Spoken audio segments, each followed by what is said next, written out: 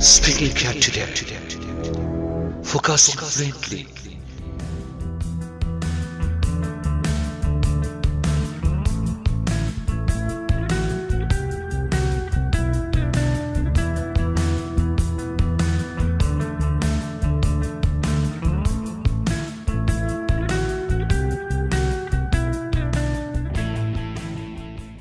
Hello everyone, nice to meet you. I'm Esha.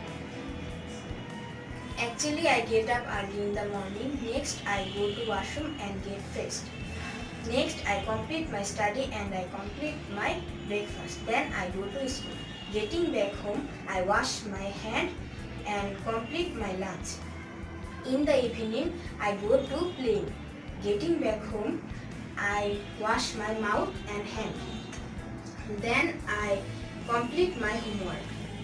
Next, I watch TV with my parents and complete our dinner. Then I go to bed and that's all.